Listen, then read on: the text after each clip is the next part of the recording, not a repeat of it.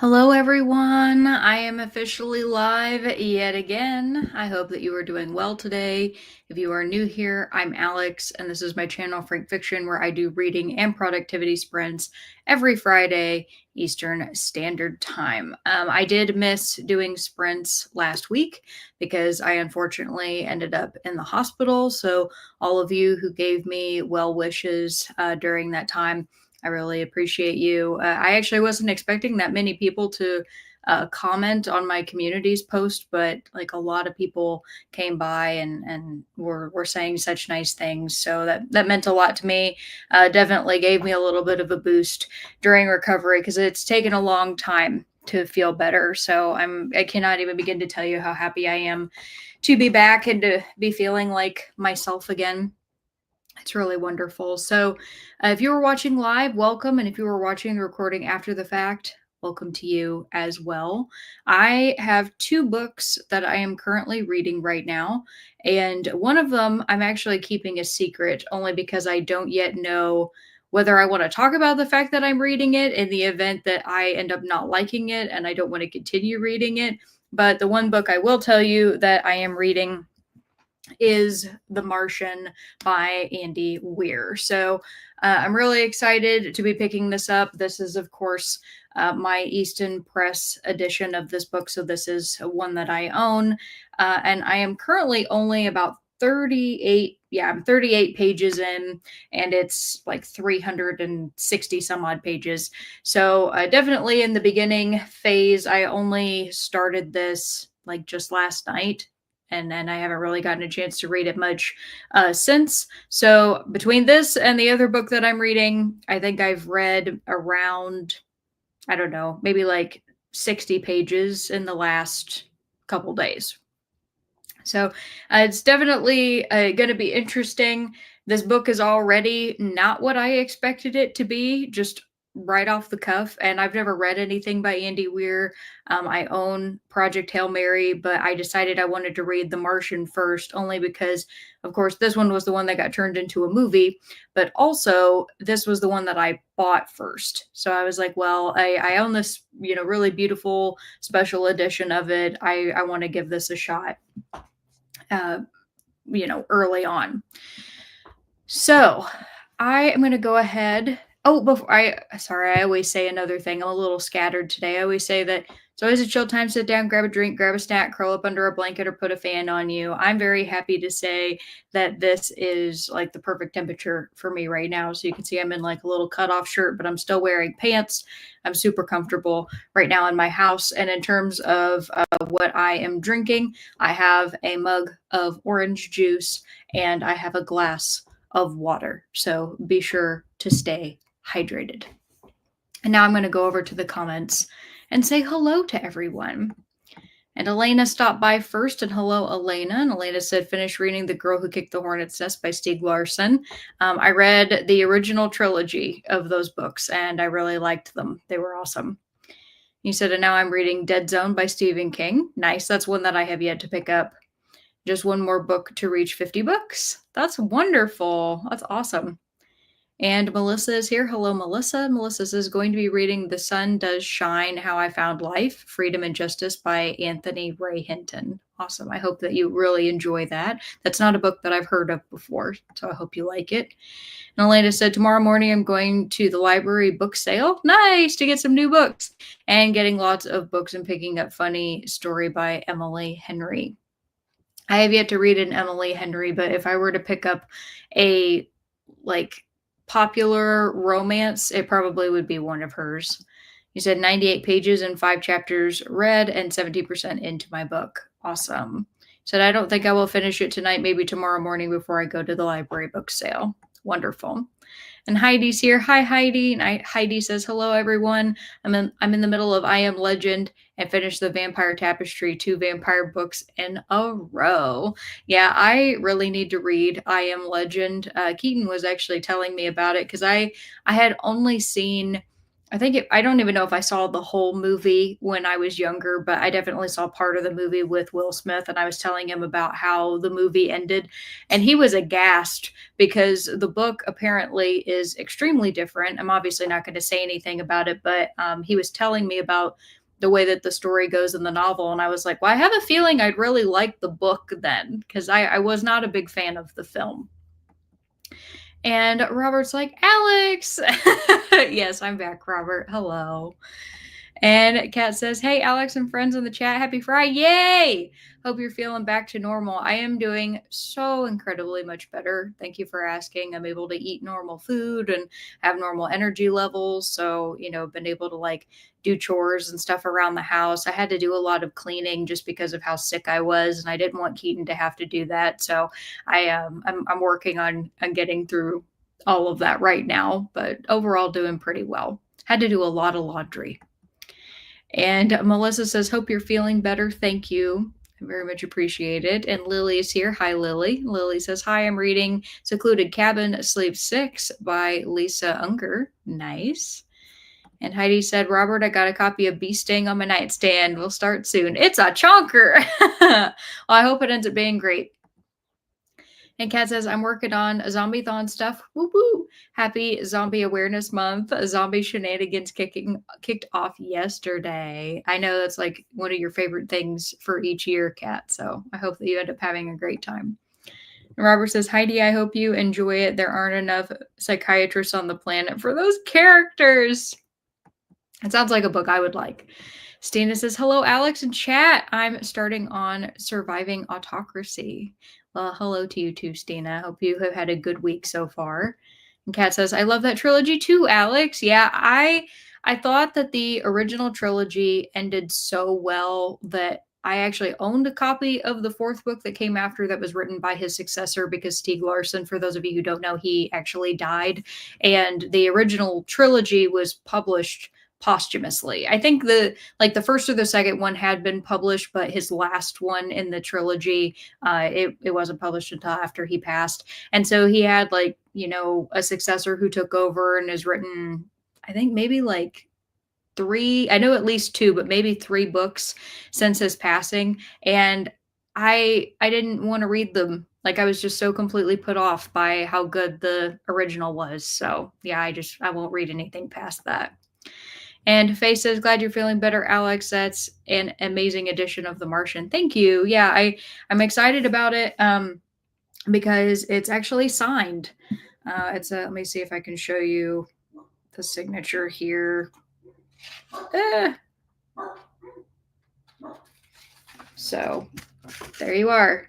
Official signature, Andy Weir. And Kat says, I haven't read I Am Legend either. That might end up being a good one, honestly, for book club, Kat. And Robert says, I Am Legend, watch the Vince Price movie. I didn't realize there was even a different one that wasn't Will Smith. And Faye says, I need to read 16% of my e-arc on The Magician's Daughter, 40 pages of Cold Eternity by S.A. Barnes, and probably something else. I'm reading too many books. I love it. And Heidi said, Kat, it reminds me of that first episode with Morgan in TWD where he is alone in the house just killing as much as he can. They must have did a homage to Matheson in that episode. And Kat says, I think I have The Girl in the Spider's Web.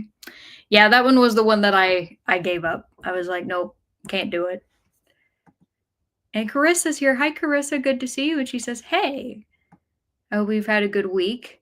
And Robert says, Carlton Heston was in Omega Man, which was a take on I Am Legend. Okay.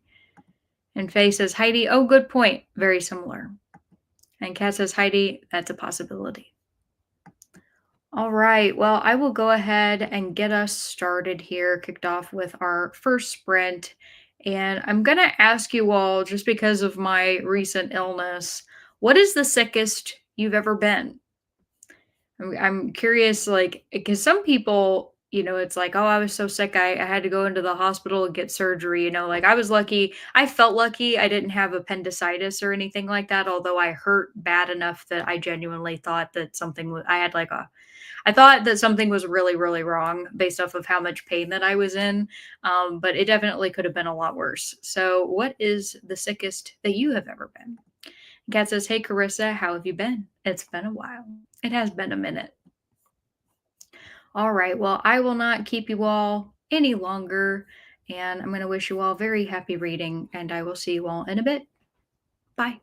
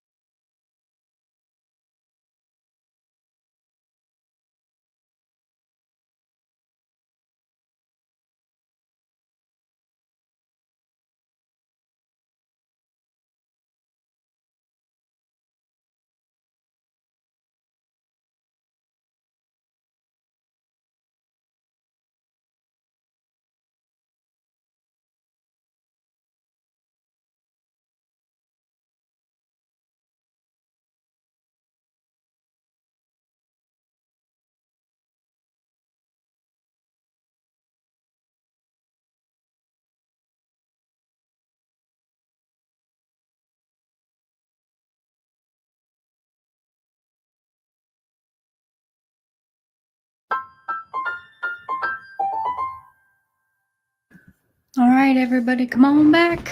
Let me know how you did. I changed into some comfy clothes.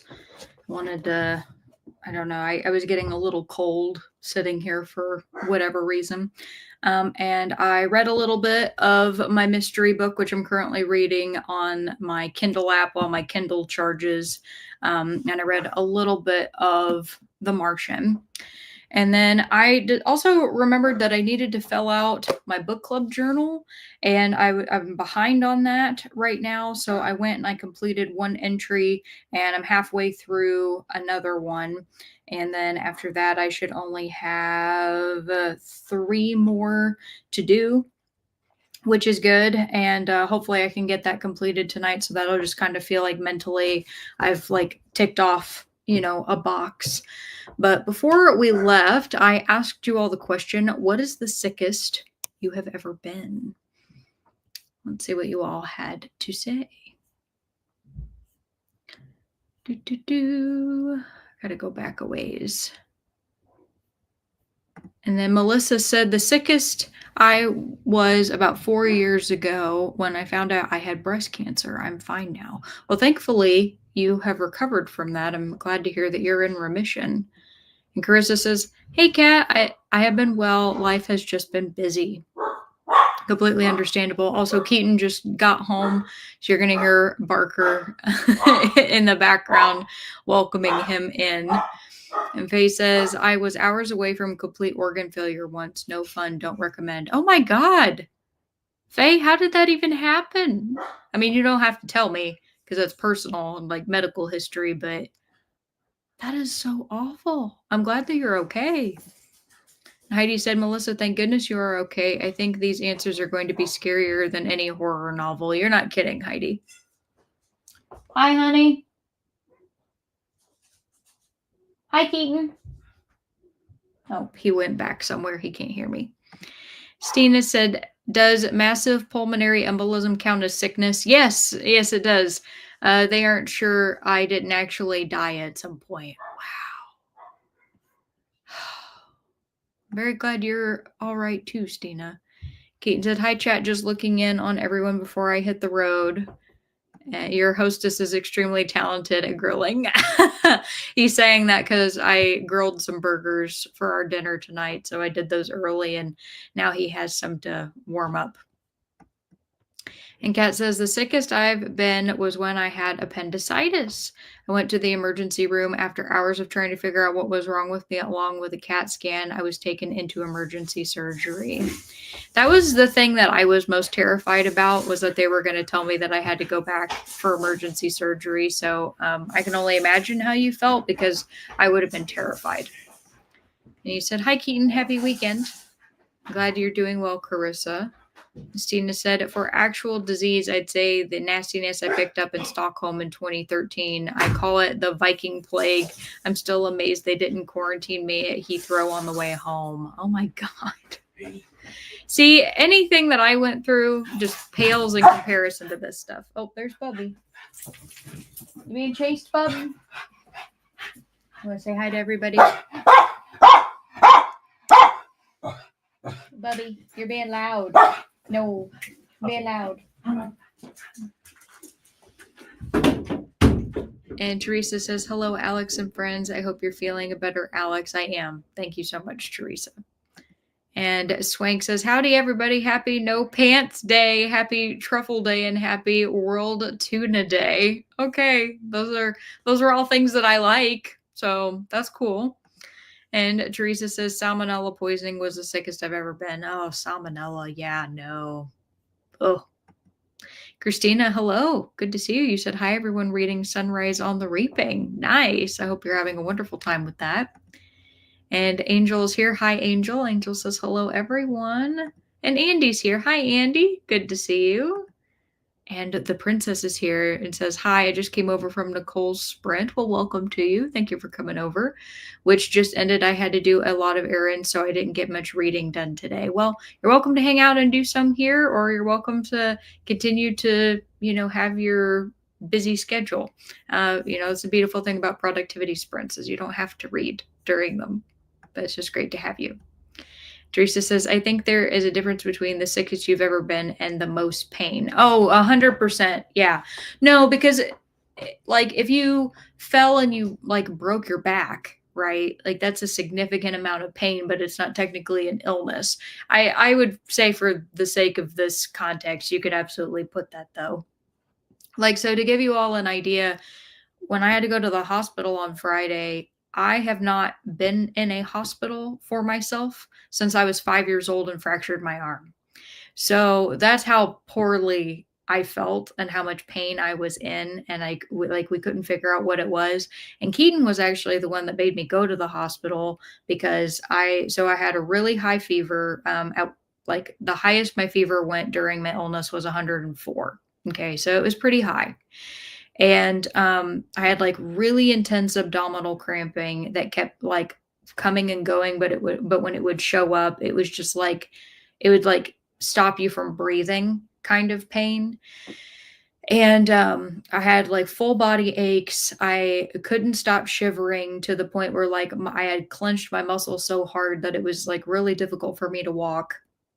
And Keaton was terrified, and I was just gonna lay back in bed and I was just gonna suffer through it. But you know, he was right to tell me that I should go to the hospital because they had to I got my nice bruise that's still healing from my IV, but they had to take, you know, multiple blood samples. I had like 4 vials of blood that they had to take. And I got hooked up to an EKG because I had tachycardia, and I even was trying to joke because I just am somebody that is just I'm very nice to people regardless of like even though I was feeling so sick, the nurse who was attending me was like, "You're a stellar patient. Most people who come in here are not nice at all." And I was just like my normal self, you know, except obviously feeling very sick. Um, but I was trying to joke with them that I'm like, oh, it's because I have white coat syndrome, which is true. When a doctor's in the room, my heart rate is naturally very high, and there's just nothing I can do about it. And I'm not afraid of doctors. It's just something that happens to me. I got it from my grandfather. He was the exact same way. And they were like, no, your heart rate is over 130 while you're laying down. And to give you an idea, after I went home from the hospital, when I was like, because they told me it was going to get worse after they let me go, because they were like, you have something viral. We don't know what it is. You don't have COVID. You don't have the flu. It's just something viral. We can't give you an antibiotic for it. You're just going to have to drink fluids and, you know, alternate Tylenol and Advil, but it's probably going to get worse. And I was like, okay. And I went home and it got a lot worse. And the highest heart rate I had, so I wear a watch that monitors my heart rate. It's just like a feature of it. And it actually sent me an alert at like 12, it was like 12:30 or 1 o'clock in the morning over the weekend. And it said, your heart rate has been elevated for over 10 minutes above 120 beats per minute. And my heart rate had spiked while laying down at 149. So that was partially due to the fever, partially due to the fact that I was in pain. So it was just a really weird experience. I'm obviously very glad that it's over. I was miserable, and I'm really glad that I took that time to not have sprints. Because if I had tried to sit here for you all and do sprints during that, there was no way. Um, so yeah, that was kind of what I went through, but can definitely say I've never had that experience before, and I don't care to do that again. The princess says, Nicole from Noteworthy Fiction told me about your sprint. Yeah, I do these every Friday, and Nicole's been a friend of mine and hanging out on here for a long time, so I appreciate that. And Teresa says, I agree. Or, sorry, the princess told Teresa, I agree. And Christina says, ahoy, mates, reading Moby Dick today. Woohoo, nice. Robert says the flu, 4 days of getting out of bed, back to sleep on the couch, back to bed. I was gaming 40 hours a week. I didn't touch the 360 once. Yeah, it's funny that you say that, Robert, because there were times when I was awake. I had a really hard time sleeping. during this illness, like so badly, wanted to sleep and was desperately tired and just couldn't. And I wouldn't do anything. Like I wouldn't watch like videos, I wouldn't be on my phone. I literally would lay there for hours just like thinking and staring off into space because I just did not have the energy to do anything else. So, yeah, I know how that feels. And Christina says, "Ooh, mateys." And Princess says, "Mate sounds like lattes." Jamie says, "Hello, Alex and chat." Hello to you too, Jamie. Happy Friday. At work for another 45 minutes, then I will be joining. Well, hope you have a good rest of your day at work. And you said, the sickest I've ever been was probably when I got pneumonia after my first C-section. Definitely do not recommend. That sounds awful. Oh my God. You were fully cut open and then you had pneumonia. Nope. Nope. I was thinking about this recently. I wonder if I had hantavirus once when I lived in Southern California. I lived in an apartment that had a mouse in it. Not all cases are fatal. I got really sick. I've never heard of that. And Christina says a viral process, 7 days in hospital, seen by 7 different specialists. When they couldn't find anything wrong medically, they ordered a psych consult. Good grief, recovered in time, no definitive diagnosis. That is awful. I am so sorry that you had to go through that. And Chris is here. Hi, Chris. And Chris says hello to everyone. Faye says, I read 10% of The Magician's Daughter. Very nice. Robert says, Keaton, I'm going with beef bourguignon. I really like Julia Child. I think that her aura was immaculate as a human being. And Swink says, I got a horrible UTI infection that put me in the hospital for a week. Oh my gosh. That actually was the going theory I had, more so than appendicitis, as I thought that maybe I had a UTI that was turning into a kidney infection, because I've been very fortunate in my life. I've never had a UTI. And so I was like, well, having never had one, maybe this is what it's like. But no, that it was not that. That's awful though. A week. Christina says Faye was when. Oops. You are a walking miracle. Yeah, seriously, no doubt. Faye said, Christina thinks the doctor said the same thing. My God. And Stina said, oof, that sounds horrible. I'm so glad you're feeling better. Oh, thank you. Tina says, good evening, just joining in. I will be reading Rhythm of War. Awesome. And Kat says, hey, Tina. And hello to Kat. And Swank says, the worst pain was in grad school. I got dehydration and exhaustion. My body hurts all over. Yeah, dehydration is not fun at all. And Faye said, that sounds crazy, Alex. So glad you're better. Thank you. Thank you very much. Definitely not as horrible as organ failure, Faye. Tina said, wow, that sounds like a hard time. So glad that you are feeling better. Thank you. And Stina says, I read the intro and first chapter of Surviving Autocracy. Then I tried adulting and failed. Have to wait till Monday to try again. Hey, it gives you all weekend. And Teresa says, Alex, hantavirus is what they think killed Gene Hackman's wife. Oh my God. Oh. Okay, well, that puts things into perspective. Please don't tell me you don't know Gene Hackman. I know Gene Hackman, yes. And I know the really sad nature of how he died, and the fact that, like, you know, he obviously like had issues with dementia or Alzheimer's or something, and couldn't take care of himself, and that was all kind of like kept secret from the public. And yeah, that's rough. That was really rough. Well, thank you all for sharing your medical trauma with me, for lack of a better way to put it. I'm really sorry, everybody. Thank you for humoring me with that, and glad that everybody is okay.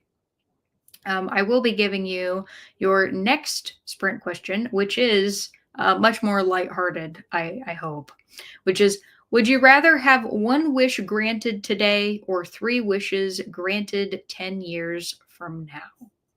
You can say what you want those wishes to be, but you don't have to. You can just say your answer. Steve says, worst pain was last summer. I twisted too far and popped another disc in my back. Oh! Oh, no. Yeah, that... Oh. That's awful. Oh, I hope you have fully recovered from that. I'm so sorry. And for those of you who have come in, if you haven't mentioned what it is that you're going to be reading or working on tonight, definitely let me know. The princess says, I know, I thought that was so much medical trauma that I shared. No, it's not like it doesn't bother me at all. As Heidi said, I read horror novels, so I definitely can handle it, but I appreciate when people are willing to share deeply personal, information about their health. That means a lot. So I went ahead, got you all your next question, and we're gonna do another 45 minutes here. And I got to figure out. I'm probably gonna try to work some more on my book club journal, and then dive back into what I'm reading, and also be sure to stay hydrated. I have drank all of my orange juice, and now I'm working on my water. So I will be seeing you all in a very short while. And until then, enjoy your reading. Happy sprinting. Bye.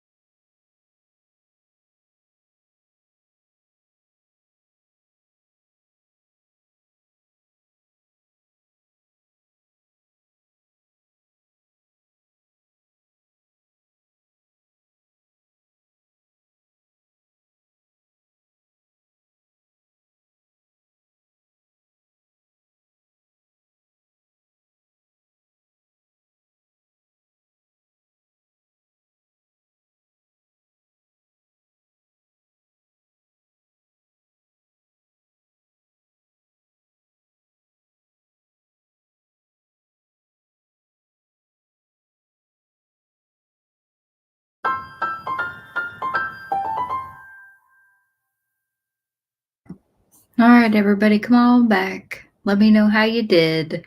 I got a little bit more work done in my book journal, and I got a little bit more reading done on my Kindle.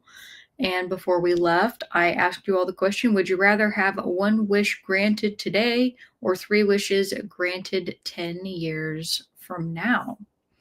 Let's see what you had to say. Swing says, I'm working on my bills. I've been reading A Zombie Bake Off. Oh, that sounds like a really good time. Not the bills part, but the zombie bake off part. Heidi says, I just read The Monkey's Paw. Magic and wishes always have a price. One wish will twist itself into something worse. That is very true if you're working in the realm of like genie magic, where if there's an entity that has to like grant you the wish as part of the nature of their being, that they'll find some way to screw you over if you're not like ultra hyper specific. That was actually something. So when I was growing up, I watched the TV show called Fairly Odd Parents. And that was just like I was part of the generation that grew up with that show. And there were these episodes that had a genie, and the genie was a total asshole. And Timmy would try to get around the rules of the Fairly Odd Parents because there were certain wishes that they just couldn't grant.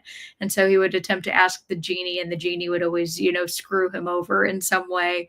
And that was actually how I learned about that as a kid of, you have to be very careful about what you wish for. But I like that you tied it into The Monkey's Paw. And Teresa said, I am enjoying all my books right now. First up is my audio, A Trick of the Light by Louise Penny. Very nice. And Swing says, one wish of $435 million today. I don't blame you there. And Kat said, one wish today. Yeah, I also think I would take one wish today in my case. And Stina said, one wish granted today-ish. I just got to be careful how I phrase it. The Fae are tricky. Oh, it's funny that you say that, Stina, because I saw this short that this couple had created, and it was this woman and her boyfriend had showed up in front of a bookstore, and she was all disgruntled, and he was holding the camera, was like, okay, we had an agreement, you can only what? She was like, I can only have one. And he was like, right, so you're gonna get one. And she's like, yes, only one. And they're walking through the store, they're getting ready to check out, and he finds her and is like, what are you doing? And she has a basket full of books, and she's like, I'm ready to check out. And he goes, well, we agreed on only one. And she said, yeah, you didn't say one what. So in this case, it's one basket. You need to be more specific when you're dealing with the Fae. And I thought that was kind of funny. And it was, of course, completely scripted. Like I knew that it was something that they had come up with previously, but I did think that was kind of funny. And Faye says, one wish today would make the next 10 years bearable. True. So incredibly true. And Tessa's here. Hi, Tessa. Tessa says, hello. And Stina says, going to listen to Ken Leo's translation of Dao De Jing for Asian Readathon and my Chaos Bingo. Ooh, Chaos Bingo. Nice. And the princess says, one wish today. Is this like the marshmallow experiment, Stanford marshmallow test? It actually kind of is, but like much, much more delayed than just, 10 minutes. For people who don't know what she's referencing, there was an experiment done with children where the scientists were saying, hey, you can have one marshmallow right now, or if we set this marshmallow in front of you and leave the room and you don't eat it until we come back, we're going to give you another marshmallow. So it was testing a child's ability for like delayed gratification of like how impulsive were they. So that's a good callback, because I had actually thought about that too. I just didn't say it. So very nice. And Robert says, I'll take one wish, 2 million every year for 20 years. Yeah, absolutely. And Tessa says, wording would make the difference. You could have 3 wishes now and not wait 10 years. I guess if you were allowed to break the rules and say, I wish I got 3 wishes now, and then you've got more wishes. But there's usually like genie rules against that so that people can't abuse it. And Melissa says, one wish today. Jamie says, I would definitely take one wish today. No guarantees I'd be around 10 years from now. Wouldn't want to miss my chance at a wish. I think that's a great way to think about it. Yeah. And Teresa says, I like that one, Robert. And Kat says, just finish vacuuming. Woo-hoo! I got a vacuum this weekend too. I was like, I did deep cleaning of both bathrooms, and I've been doing a lot of laundry, because like every single blanket that I touched, every pillow that I laid on, trying, I'm trying to get cleaned. I still have one more load I got to do, but that's okay.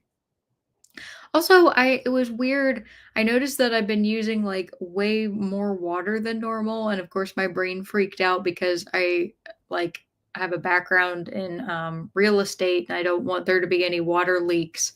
And I did the water meter test and I was able to confirm that I do not have a leak anywhere in the house because the meter did not move for over an hour. And I was like, okay, everything's fine. But I was like, I was just thinking to myself, I'm like, did I really use that much water when I was sick? Like constantly, having to like be in the bathroom and wash my hands. And Keaton was having to wash his hands a lot more. And just like all the laundry. And it's like, geez, that's wild. But yeah, I guess being sick can do that. Anyway, sorry, weird tangent. And Melissa says, I worked on an online game and some other stuff. Nice. Kat says, my dad is spending the night. Oh, sweet. He and Barry went to get us dinner. Sushi. Woo-hoo! We're going to LSU tomorrow to the Special Collections Library where Andrew works. That's so sweet. The library is hosting a Audubon Day. I don't know what that is. Kat, tell me what that is. And Tina said, I read a couple of pages and closed my eyes for a little. Nice. Zach says, I'd choose one wish for a large investment in global education. I'd take a decade to start making a difference. No, that makes sense. And Kat says they are taking famed double elephant folio editions of John James Audubon's Birds of America. Oh, I know about those. Yes. London 1827 to 1838 out of the vault for visitors to view. That is so cool. I love that. They had special collections like that at the school that I went to when I went to college, and you had to have like special permission to go into the collections to look at the pages, and you had to wear gloves to like touch anything. And one of my favorite things that was part of their collections was actually the Penny Dreadfuls that they had. I didn't realize like where the term Penny Dreadful came from until they were able to show us like some old copies, and I don't know why. I just thought that was really fun. Cena says 2 million what? Yeah, good question. Faye says 10 years is too much of a delay. Yeah, definitely feels like a big delay. Yeah, to Stina's point, it's like be very, very specific. And Robert says, Stina, capybaras. Like capybaras, of course. 2 million capybaras every year. Oh, even I think that's probably too many capybaras, although they're adorable. She is a good choice. Zach says, I'm reading Racing Hearts by Sydney Lear. It's a new IndyCar racing romance for a debut author. It's going well. Nice. It's a cute title for a book about IndyCar racing. Kaz says, Andrew is also going to give us a tour of the library and we'll go eat once the event is over. There are supposed to be some live birds there too. That's great. And you said Andrew's very excited about us visiting where he works. I love that. That's so sweet and way to be super supportive. Angela says, hi, Alex, and hello, Angela. It's good to see you're doing better. Thank you. I was reading Moby Dick. Nice. And fell asleep.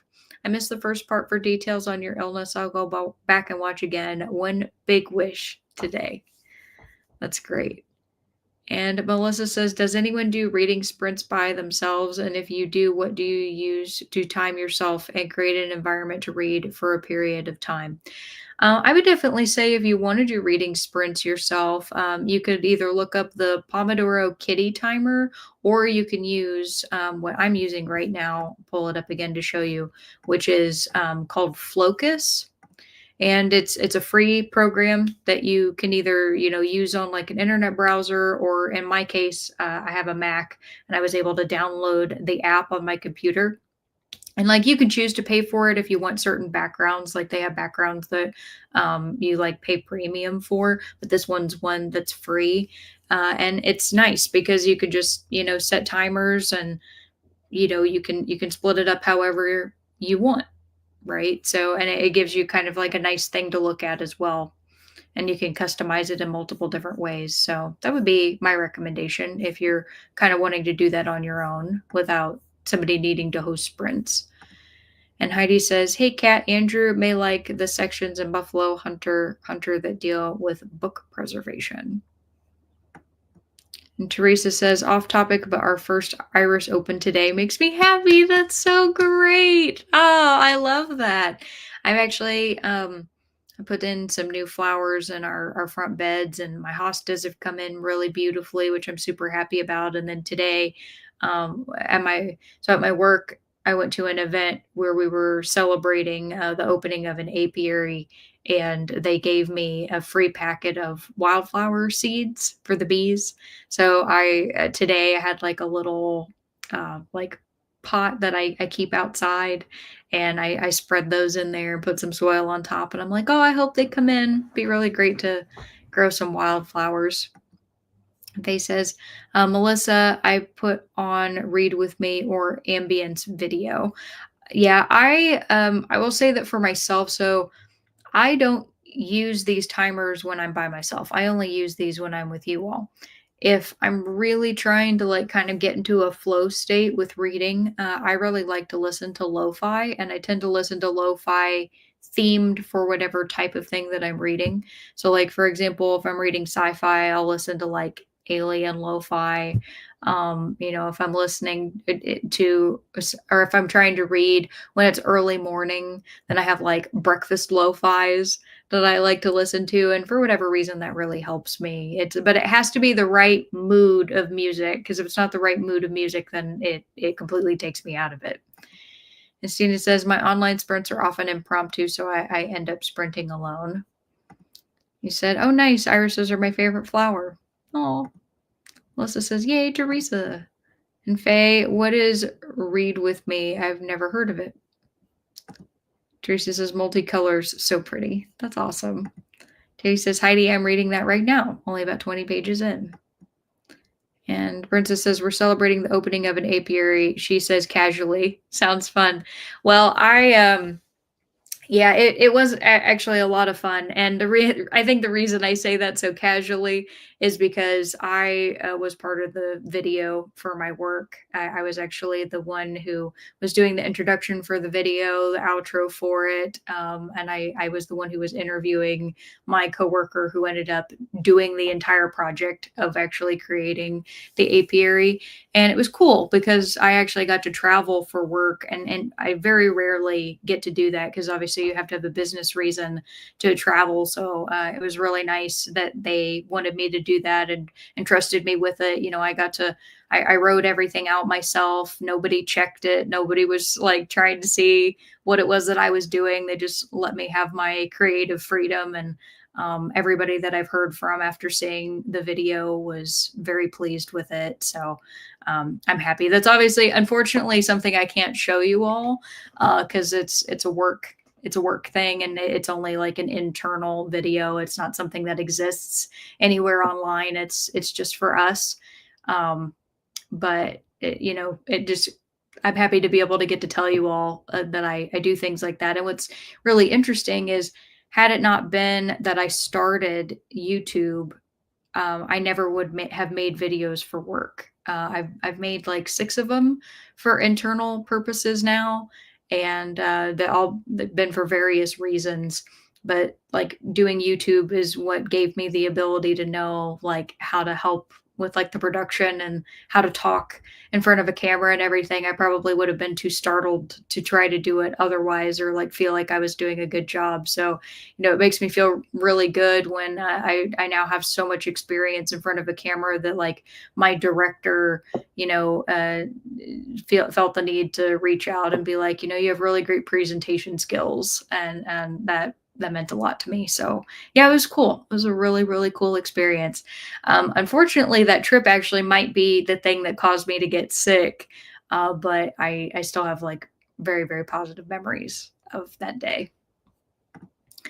And Faye said, Melissa, it's a type of video where someone films themselves reading either with music or just background noise, no talking. So it's like you're reading quietly with a friend. Oh, that's nice. That kind of sounds almost like ASMR-y, not quite ASMR, but in that same vein. Melissa says, okay. Zach says, I have a physical sprint timer. It's just a LED timer, and I put small channels on my TV silently to give watch time. I got you. And Melissa says, I'll figure something out. And Heidi says, Jamie, I gave it 4.5 out of 5. It's a book that stays with you for a while. It's very powerful. That's awesome. Well, I'm going to go ahead and give you all your next question, which is also very low key, this one, which is going to be, would you rather always be slightly overdressed or a bit underdressed? And Heidi says, Alex, any trips planned this summer? No, unfortunately, I don't have anything exciting planned this year. Later on in the year, I have one more work trip to go on. So Keaton's going to be hanging out at home taking care of Barker when I have to do that. And then Keaton and I just have a wedding to attend. So nothing planned in terms of like a vacation this year, but we are going to go on one next year, which is what I'm really looking forward to. And Faye says it's very ASMR for me. I find it really relaxing to hear someone turning pages. That makes a lot of sense.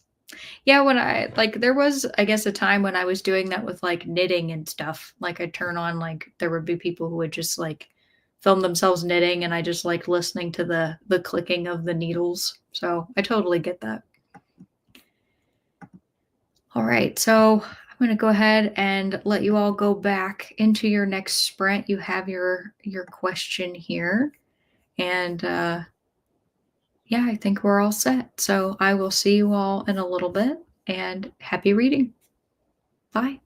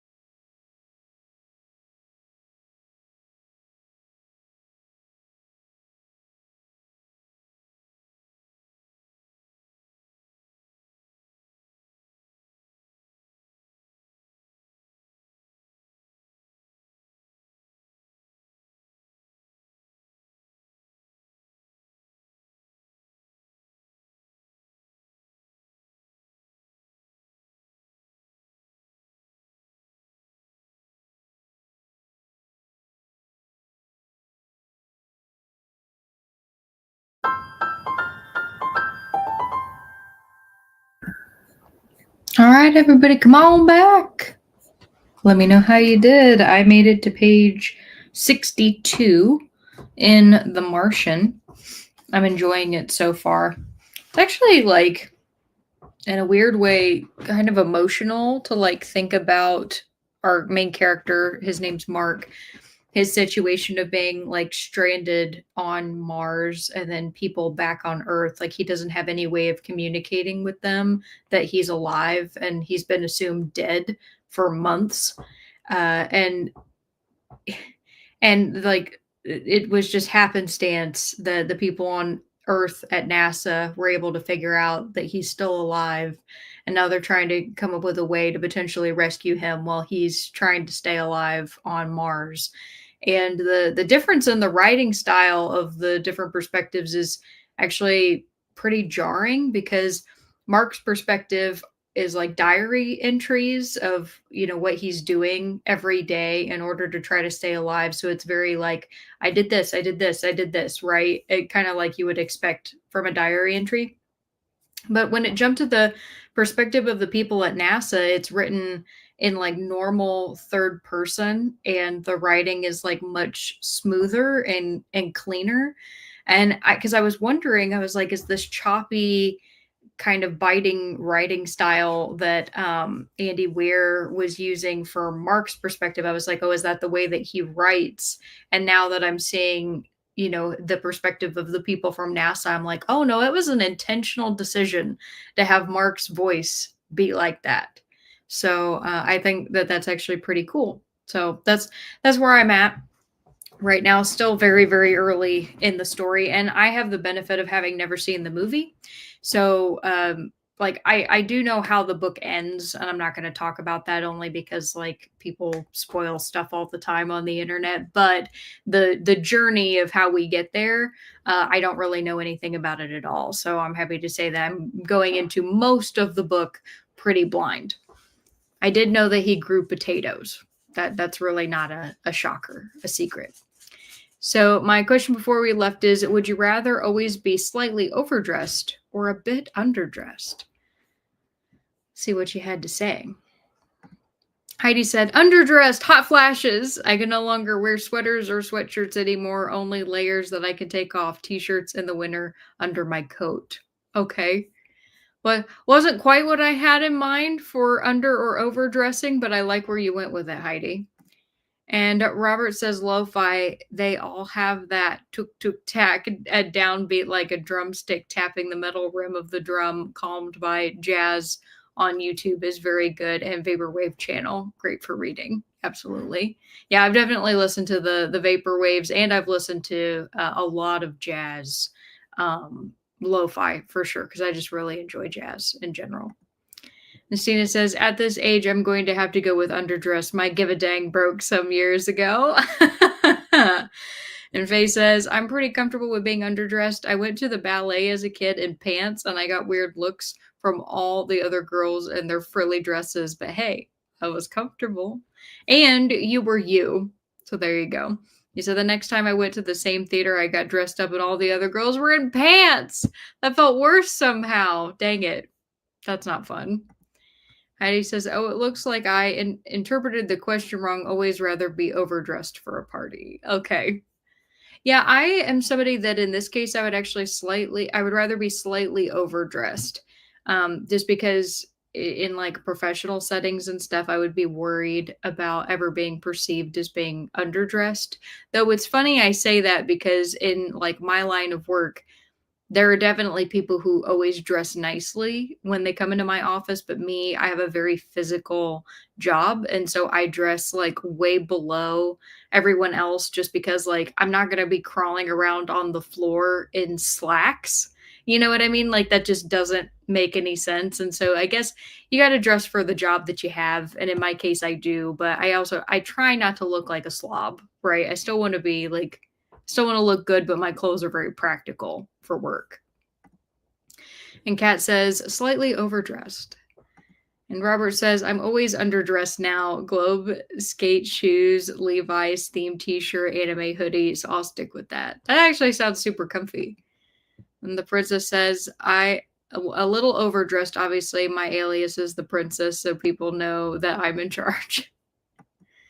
And Melissa says, slightly overdressed because if a place is cooler than anticipated, you'll be okay. And depending on what you're wearing, you can also take off or on things as needed. See, Heidi, you're not the only one who interpreted it that way. And I'm actually glad to know that. See, this is one of the funny things about writing these questions is I know what I mean when I write them, but it's not necessarily how other people interpret them. So Melissa and Heidi, I get it. And Melissa says, I got to page 83. Book is reading quicker than I anticipated. Very nice. And Tessa says, underdressed. Teresa says, I love The Martian. We just rewatched the movie. Also great. Yeah, I have a thing about, I think I've told you all this before, but a thing about like watching movies that are based off of books. And this happened to me recently, and I'm still so freaking mad about it. I cannot even begin to express to you all how angry I am. So I read the book Mickey 7. You all remember that. I was reading it on my channel in anticipation of going and watching Mickey 17. And I read Mickey 7, and I actually really liked the book. I gave it 4.5 stars. I thought it was fun. I thought it was philosophical. I liked the world building a lot. Like I felt like it was an overall really good and engaging story. And it was one that I even told Keaton that I thought he would benefit from reading. And I remember seeing the preview for the movie and being like, oh my gosh, like that looks really good. That's what got me to read the book in the first place. And so I was super eager to see the movie. And I was even planning on, I was going to make a whole video, guys. Like I was going to make a video where I talked about the differences between the movie and the book and just like talked in general about the story. So it was going to be like a completely spoiler filled video. I went and saw that movie and hated it so much to the core of my being that I couldn't even make a video about it. Like I would have been just so enraged and so negative that that was not what I wanted to put out into the world. So I basically just canceled that video and I was like, I can't do this. And it makes me sad because it also means that I never talked about the book. But there's just that part of me now having seen the movie that I just don't want to talk about it at all. And oh my God, it made me so mad. So it's one of those things where like I'm gonna read this book and now I'm gonna feel yet again vindicated in my feelings of like the movie is never as good as the book, and feeling like I'm not going to be able to watch The Martian because they're just going to get something horribly wrong. And maybe that's not true. Like maybe they actually were really good about sticking true to the source material, but I don't trust anything because Mickey 17 was nothing, and I mean nothing, like the book at all. Like it, almost every single detail that they could have changed, they did. It is just like shocking to me how wrong it was. And it killed me because there were some people who really loved that movie. And I asked them, like, every single time I talked to somebody who was like, oh, yeah, I saw it. I liked it. I'm like, did you read the book? And every time they said no. I was like, well, no, because if you had read the book, there's no way that you would have liked it. At least that's my opinion. Maybe there's somebody on here who would have, but oh my God, I can't. I'm so spiteful about that. And I had just put out, the video about the terror, and I already felt like that was like pretty negative because I was a downer when I was reading that. And I'm like, I don't want two really hot, angry, negative videos like back to back. So that's why I didn't do it. But yeah, there's just, there's so much spite. Jamie says, I made it to page 37 in the Buffalo Hunter after putting the dishes away. Nice. I don't know why I fumbled through that. After putting the dishes away. Awesome. And Faye says, I've been working on a blog post about reading instead of actually reading. That's the way it goes, Faye. And the princess says, what? I'm reading The Martian too. I'm almost done with it. I'll probably give it a 5, but I do not read much sci-fi. Oh, well, I'm glad to hear that you are loving it. That's wonderful. And, for not reading much sci-fi, it's really good to be able to give a book in a genre you don't typically read 5 stars. So that's wonderful. And Melissa says, The Martian is one of my favorite books. Awesome. Now, have you read Project Hail Mary? Because from people I've talked to about Project Hail Mary, a lot of people say that they like that one more than The Martian. Of course, The Martian was the one that came out first and got popularity first. Stina says the movie's great too. And Dwight says underdressed. The person says, I watched the movie in 2016, but I don't even remember what happened. I plan to watch the movie again after I finish the book. JB says underdressed. That's pretty much my jam. Faye says Andy Weir is a surprisingly capable writer. Yeah, I'm really interested to see how this goes because, like I said, I was super concerned. I was like, is he really choppy? Is this like the way that the writing goes? And I'm realizing there's going to be a nice kind of like variation, I'm hoping, with this book. And the princess says, I feel like The Martian is a very emotional book. I'm always wondering, is he going to survive? It took me a long time to read it for that reason. Kept putting it down for an emotional break. Yeah, that's the thing is like I do like I said, I know how the book ends, which is frustrating because I hate spoilers. Keaton and I are the exact opposite people when it comes to spoilers. You could spoil anything you want for Keaton at any time. Any level of detail doesn't matter because for him it's all about the journey. When something is spoiled for me, it can make it really hard for me to enjoy the journey. But in this case, I've told myself, like I said, that like I don't know any of the middle details. I don't know any of the particulars of the story. I only know the very beginning and the very end. So I'm like, okay, I think I can enjoy this. But it's just oh god, it's so frustrating. I hate knowing the end of a book before I get there. And Teresa says, I'll ruin it for you. Watt falls in love with an alien and stays. I like that. That's funny, Teresa. And Zach says, yes, I love The Martian. I get emotional too. I made the mistake of starting it at like 8:30 p.m. and ended up staying up all night reading it in one sitting. Yeah, I was sitting here right before we came back from sprints. I don't know if you all could see my face, but I like kind of was like misty-eyed because I was just like staring off, thinking about, his situation. And yeah, like that level of isolation. And the fact that there were people who like want to help him and they don't know how to tell him that they know that he's alive. I think that also gets me. Is he has no idea that anybody cares. And Faye is laughing. And you said, this is why I prefer to watch the movie first. I can enjoy pretty faces on a screen and then go, that was nice, but I wonder what really happened, and enjoy the book. I think the only time I'm trying to think, the only time I've ever really been able to do that I can think of off the top of my head with a movie is One Flew Over the Cuckoo's Nest when I watched the movie first as part of a film class. And then years later, it was not immediately later, years later, I read the book.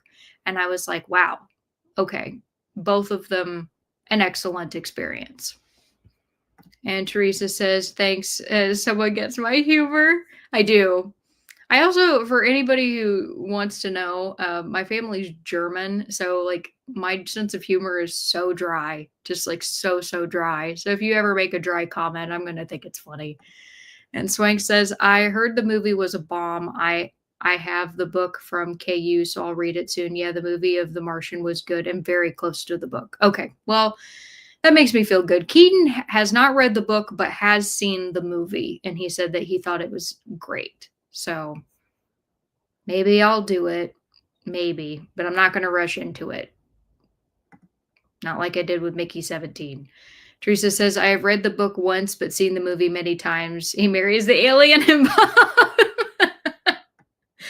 And Zach says, I'll personally vouch for the Martian movie. I'd say it's a 94%. There's only two very small things I have a problem with. Still a very good movie. Yeah, I wonder like how hard it is for them to get all of the science, but like I don't know, there's just some movies that do it so well. Like Interstellar to me is Interstellar is a near perfect movie. And you can say whatever you want about the ending and like how that all goes down, but it's a near perfect movie. And so it's like if it can be kind of like on that level where they're they're trying to be scientific and they're trying to explain how he's doing things, I can accept that. And Melissa says, no, I haven't read Project Hail Mary. And Faye says, there were two things the Martian movie changed, and each involved my two favorite characters. Still bugs me, but I do love the movie. Dang it! I don't like it when they change things about characters. That was another thing that they did in Mickey 17. They completely changed the ethnicity of one character. They gave another character a horrible drug dealing problem, which is with a drug that is never mentioned in the book and doesn't exist, which is awful. And they completely change Mickey 18's personality, unlike in the book. Like, is Mickey 8? Mickey 8 and Mickey 18 are two completely different people in every way. Those are just like three little things I can point out. The whole fucking movie was wrong. Pardon my language. The whole movie was wrong. I hated it so much. Like Mark Ruffalo's character, I don't know what the hell that was, but that also was nowhere near in the book at all. In the book, he doesn't even have a wife.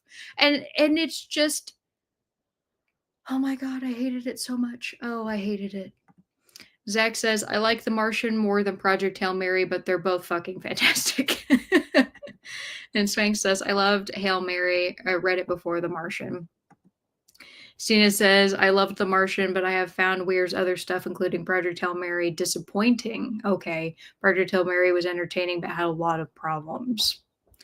The one thing about Project Hail Mary that I'm skeptical of is it has one of my least favorite tropes in fiction, which is memory loss. However, I have enjoyed books with memory loss in the past, one specifically, which is The 7.5 Deaths of Evelyn Hardcastle, which is a book that I personally enjoy. It's hit or miss for some people. I really, really liked it. But I think that book handled memory loss really well, and it wasn't just like a gimmick. I think a lot of times they do it as a gimmick. So as long as this book, like Project Hail Mary, isn't that, and there's a good progression for the character of like how it gets used and how he resolves his memory loss, I can handle that. If not, I'm gonna probably hate it. Heidi said, did Keaton read The Dark Tower? No. Keaton has only ever read one Stephen King novel at my recommendation, and that was The Green Mile. And he loved it and cried because it's amazing. The Green Mile is, to this day, still probably my favorite Stephen King novel. Anyway, sorry. It has the worst ending in all of literature, and King's response to the criticism was, it's the journey, not the destination. Oh, well, I might end up beginning my journey in reading the Dark Tower series soon, and I will be reading all of them. I know some people recommend skipping certain books. Heidi, you might be one of those people that recommends skipping. I can't do that. I would have to read all 7 of them. And Zach says, I just read Solitude by Dean M. Coe. 0 stars. Oh no. It was like an Andy Weir book written by someone who didn't understand why Andy Weir books are good. I left my second meanest review on that book. Oh man, that's rough. Heidi said, Stina, yes, I DNF'd Project Hail Mary. And Zach says, fun fact, One Flew Over the Cuckoo's Nest is my most hated book of all time. I actually know that, Zach. I know that it was one of your most hated books. I didn't realize it is like definitively the most hated book, because we talked about that like, I don't know, probably a year ago when I brought it up. So there was just something about it to me that I found very compelling. I know you had an issue with it for a variety of reasons. I think I'm trying to remember what it was.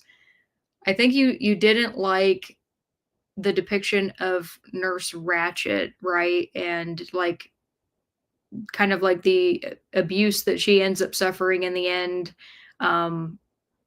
what it talks about, like the treatment of people in like the medical industry and institutions. I'm trying to remember what it was. Feel free to put it in the comments again. I just remember you had a big problem. I think maybe it was also partially sexism in the book. Trying to remember. And Kat says, I enjoyed the movie The Martian, but haven't read the book. And Stina says, I watched One Flew Over in a criminal justice class and then tried to read the book. Couldn't do it. Didn't want to be in that guy's head. Yeah, like I said, I just found it really compelling. There's just something about it. I thought it was very well written. And Faye says, flames on the side of my face. And Alex talking about Mickey 17. Yes.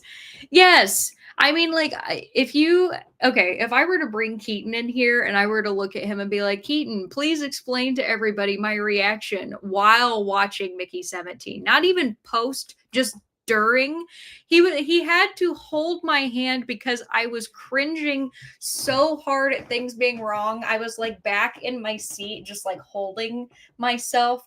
I just could not deal with it. I wanted to be as far away from the screen as possible. It was so awful. I just said, oh, Mark Ruffalo is so great in All the Light We Cannot See.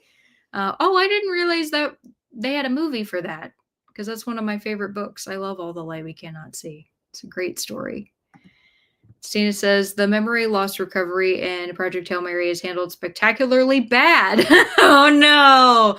Okay, well then, yeah, I might really, I might really dislike it. Zach says, Project Hail Mary does the memory loss thing well, in my opinion. I generally hate it too. Okay, well, we'll definitely see. It's a toss-up. Said, other fun fact, I deeply loathe the movie Interstellar. I lost at least 17 hours of sleep seeing about it. Well, you know what, Zach? We disagree on two fronts, and that is okay. And Swank says, sorry, got to go. Thanks for sprints. Thanks for coming, Swank. And Zach, for the record, if you spent time seething because of the ending, I completely understand that. I think that other than the ending, I couldn't see any complaints with it personally. But I also really like the acting. I know there's one member of my family who refuses to watch Interstellar because she does not like, oh my God, what is his name? What is his name? Hang on. You don't have to put it in the chat. I'm going to get it right now because it's going to drive me insane. Hold on. Matthew McConaughey. That's right. She hates Matthew McConaughey's acting, so she refuses to watch Interstellar. But I'm not a fan of him either. Like, I don't care about stuff that he's in generally, but I think he did really great in that movie with the emotional connection to his kids, because I cried. I cried during that movie. And Swag says, sorry, I got to go. Oh, sorry. I already read that. Robert says, Mistborn trilogy, worst ending ever. And that's Brandon Sanderson, right? Isn't that one, like the Mistborn trilogy is one that people like tout as like one of his best? That's what I've heard anyway. Faye says, One Flew Over was one of my favorite reads of last year. Hey, Faye. Okay, well, I got somebody else who really liked it because I gave it 5 stars. And Zach says, it took me 12 years to get through the Dark Tower. I don't recommend it. It might take me that long. Heidi says, yeah, just end the Dark Tower at book 4 or read them all and then tell me, you told me so, I should have listened. I mean, I can live with that. Zach says, Nerd Trash, it was the hero. She was genuinely trying to help. The problem was mental health care in the 60s was brutal. And yes, more than a little sexism. Okay. I did my best to remember, Zach. I squared that away. I think it's also because whenever I really like something and somebody tells me like, I hated that, there's just something I just kind of remember. It's like, oh, I remember that they didn't like that thing I really liked. And Heidi says, the shadow of the torturer had so much hatred towards women. No wonder I never see any women praising the Book of the New Sun sci-fi series. I've heard about the Book of the New Sun. Never read it. Might one day, but that doesn't give me hope to want to. You know what I mean? But hey, we're down to the last two sprints of the evening. So I'm going to do one 45-minute sprint and one 30-minute sprint, and we'll end on the 30-minute sprint, which means that I get to ask you all one of my questions I ask every week, which is what is some one thing you've or no, I'm sorry. It's what is something you've learned over the last week that was interesting? The key here is it just has to be interesting to you. It doesn't necessarily have to be interesting to anybody else, but if you think it's interesting, I probably will too. So just throw it out there. And Zach says Interstellar was almost entirely terrible for me. I have been trying to page it from my memory. Purge. I think you were saying purge it from your memory. Well, I'm sorry to hear that. That's a bummer. I mean, if it makes you feel any better, everybody has those movies that somebody else doesn't like. One of my friends at work, Dustin, he told me that he loves the movie Sphere because Dustin and I both like sci-fi. And so Keaton and I one night sat down and we watched the movie Sphere, and he and I both ended up looking at each other and we were like, what the fuck was that? Like, what was that? And we both just did not enjoy it at all. And I had to figure out a way when Dustin asked me what I thought of it to be like, well, I liked this part, but everything else, and I, we ended up having a conversation about it. And he told me that if so, since I watched Sphere, he's like, well, now you have to watch Event Horizon.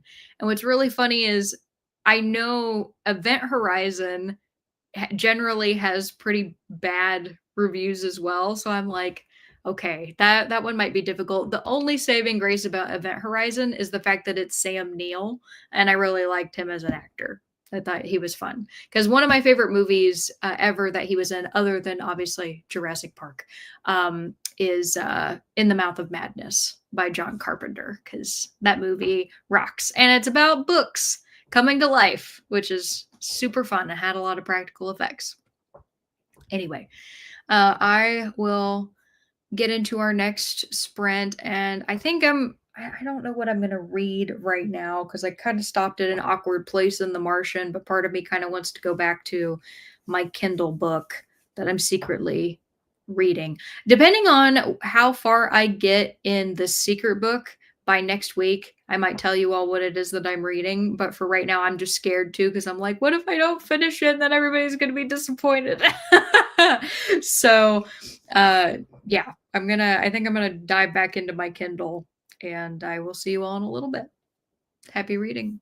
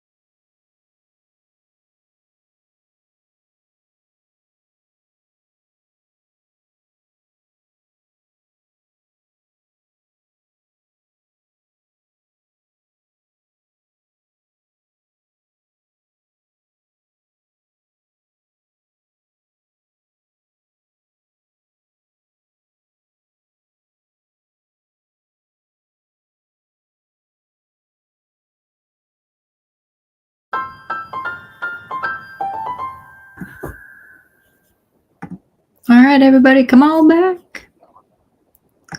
I just realized. Wait a second. Did I not put the time up? I must not have put the time up during that whole stream. Whoops.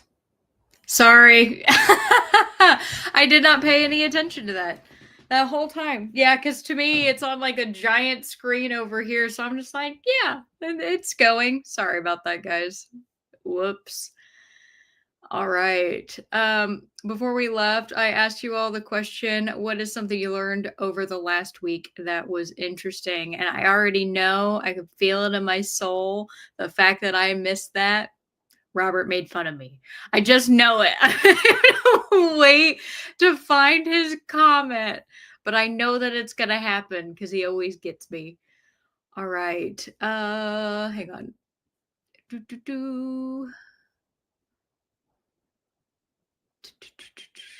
Sorry, there's a lot of comments which I love, so I have to go back to the right one.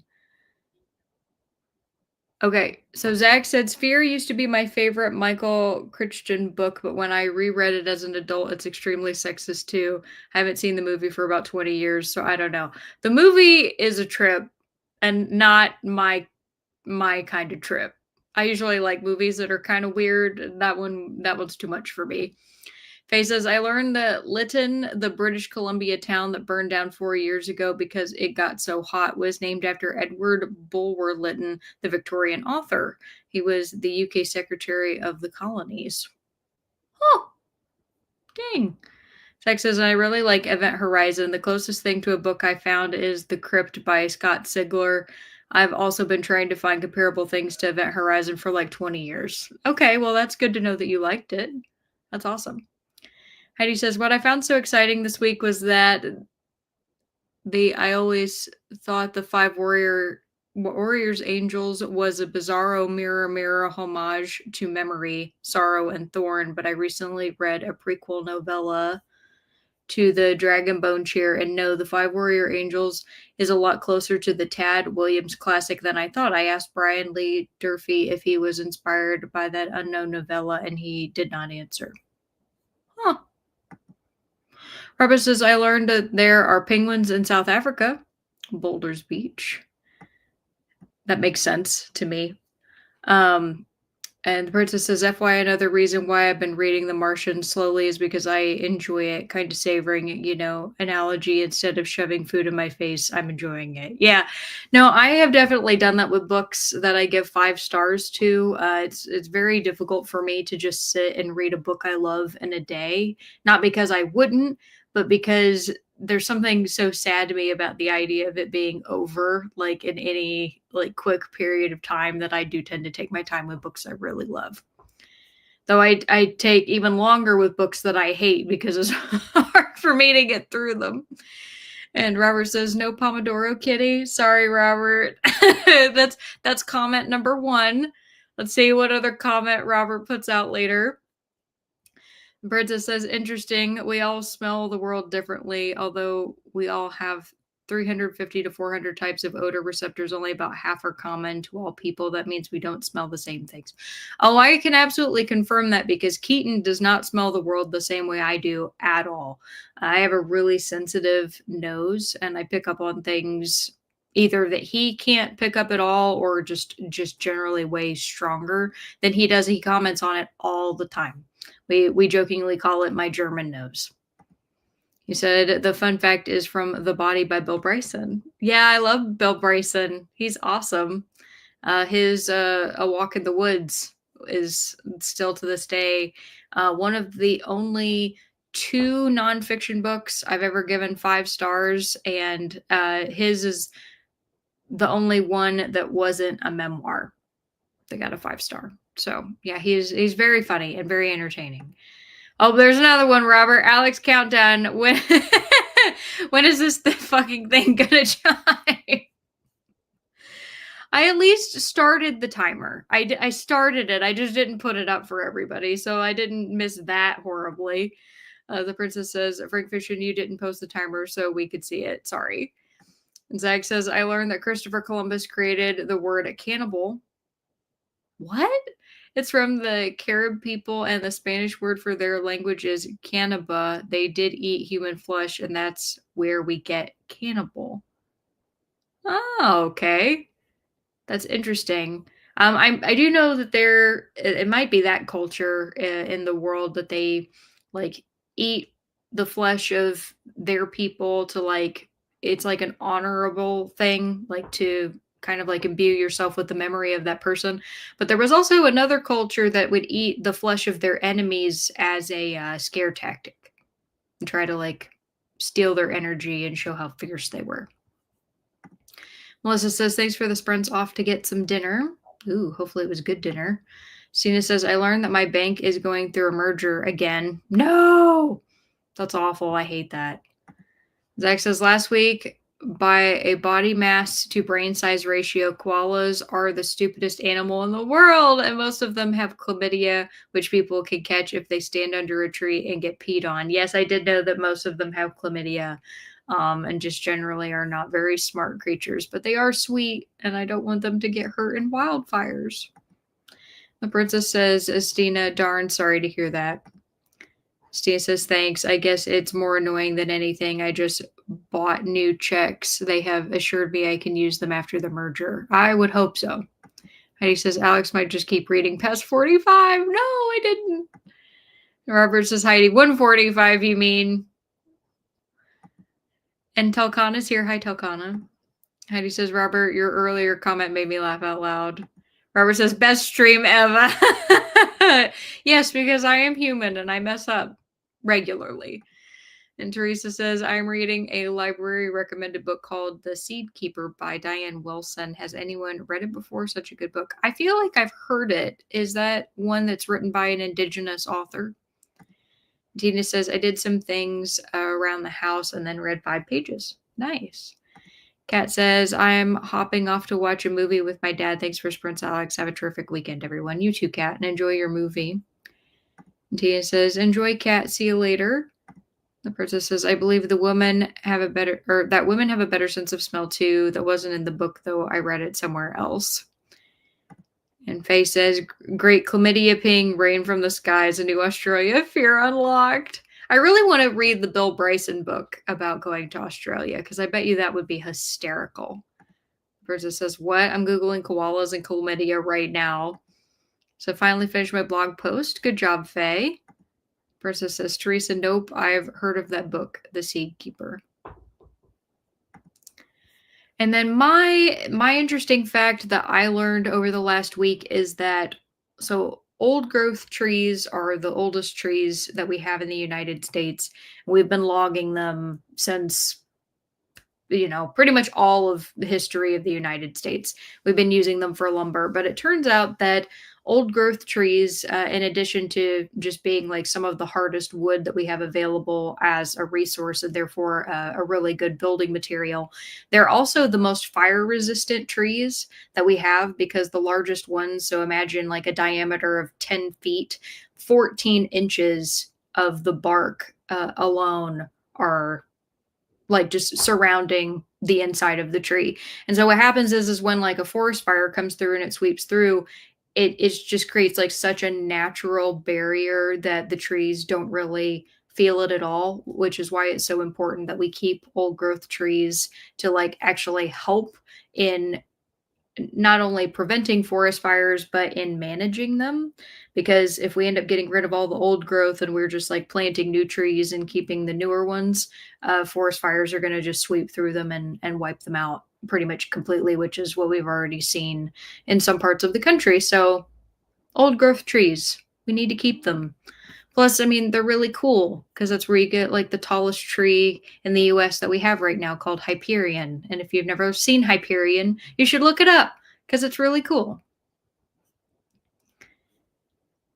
Let's see. And Teresa says, yes, Indigenous author. Then, yes, I have heard of it. Actually, I think it was Melinda at A Web of Stories. Her and I would do Indigenous Heritage Month where we would read books by authors who are Indigenous. And I think that was one of the books that she read and recommended, which is how I heard of it. And you said, Princess, I'm not far yet, but it really keeps you glued to the page.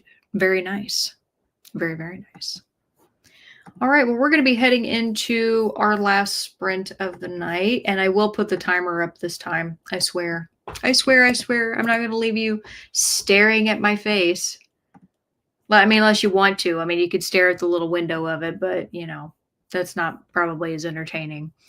So, our last question is going to be, what is one thing you've accomplished over the last week that you're proud of? It could be big, could be small, could be something that you did 5 minutes ago or something that you did Saturday last week. It doesn't matter. Just want to hear something you've accomplished. And our last sprint will be 30 minutes. The princess says, Teresa, oh, cool.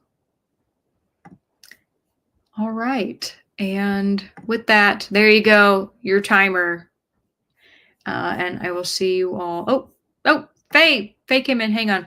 Imagine the audacity of puny little short-lived humans thinking we have a right to cut down something centuries old so we can make some furniture or something. Yeah, yeah. If that upsets you, Faye, you should look up in the U.S. about our Forest Service and how the Forest Service wasn't actually created in order to protect the forest, but instead to manage wood as a resource to basically keep track of how many trees we have available in the US to use for lumber at any given time. When I found that out, I was extremely upset, like just completely disillusioned about everything. Just it's getting worse. Disillusioned about everything. Just hate it so much. But yeah, go and look up Hyperion. Hyperion's really cool. And Faye said, "Oh yes, I know about the lumber keepers. Yes, I do now too, and it makes me sad." All right, I don't want to go to our next sprint on that note, but I'm going to. So here's your timer, and I'll see you all in a little bit. Bye.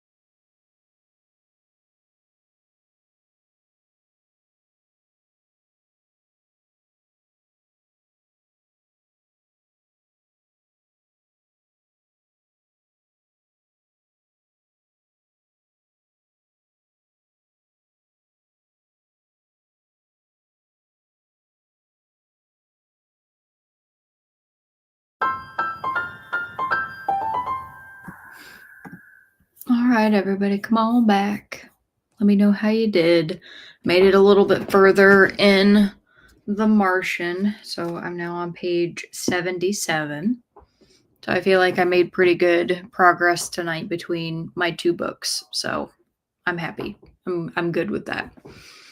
Before we left, I asked you all the question, was one thing you've accomplished over the last week that you're proud of? And I also wanted to throw out just an additional something I learned, because I literally just learned right before that sprint was up that all of the sweaters that Mr. Rogers wore that have like the zipper up the front on his show, all of those were made by his mother. And I just think that's so sweet. Apparently, she would knit one sweater a month. And so every single Christmas, he and his like siblings and his grandma and everybody, they all got a handmade sweater. And she would ask them every year, "So what kind of sweater do you want next year?" And she knew that he always wanted one with the zipper up the front. I just thought that that was extremely adorable. Ah, let's see. So Teresa says, it's nice to have a timer back. Sorry. Princess says, best accomplishment, I think I was very productive on Monday and have been doing my physical therapy exercises. That's awesome. That's really good. And Stina said, I supported 2 indie bookstores on Independent Bookstore Day without being financially responsible. That's great. And Faye says, not really my accomplishment, but the Canadian election results made me pretty proud. I'm happy to hear that. Dalkana said, I survived a presentation to my boss's boss's boss. Oh, that's awesome. Good for you. I know that can be scary. Jamie said, had a slight headache, so took a small nap and cuddled with cats. So that's a great way to manage having a headache. So I hope you're feeling better. My accomplishment over the last week is honestly just recovering. It's taking the time that my body has needed in order to actually feel better, because I'm not going to say that I was perfect about it, because I definitely did some things physically around the house that I shouldn't have done when I was ill, but I have a really hard time just not doing anything. Like even when I feel like trash, I did just lay there and not do anything for most of the time, but there came a couple moments when I was like, I really can't do this, and I got up and was doing stuff around the house, and then I would wear myself out in like 30 minutes, and have to go and lay back down, and I'd be down for the count for the rest of the day. But I did my best to take my time to just rest, which is not fun, but I'm looking forward to this weekend. I'm not gonna be like going crazy and doing too much of anything, but I'm hoping to be able to like get outside and maybe like go for a longer walk and do those things that I kind of got robbed of doing for the last week. So wish me luck with that. And Zach says almost done with Racing Hearts. It'll be around 4.25 ish. Really good for a debut. Awesome. And Robert says 3 expletives from our host. It was a great night. I always hope that you and Keaton are well. Thank you so much, Robert. I always hope that you are well, and your daughter and your cats. So I do appreciate it. It meant a lot that all of you were concerned about my well-being. So it's just nice to know that people are thinking about me. And yeah, you'll always get expletives from me whenever I talk about something I really hate. So it's also funny that you always keep track. I respect that. And Tina said, read 10 pages. Awesome. And Teresa says, the more you rest, the sooner you will get better. That is so incredibly true. I am going to go and probably drink a little bit more orange juice tonight, and then mainly just drink water for the rest of the evening. Mostly because I have to brush my teeth, and, orange juice and toothpaste is like one of nature's worst combinations in all of history. So yeah, that's what I'll be doing. But we got our customary 5 hours together. This is when I'm going to give you all your send off into the weekend. And I hope that you do something wonderful that makes you happy, even if it's just resting and being a couch potato. As long as you're happy, that's what matters. So I hope to see you all next week. And thank you for spending this time with me. So I'll catch you all later. And until then, take care.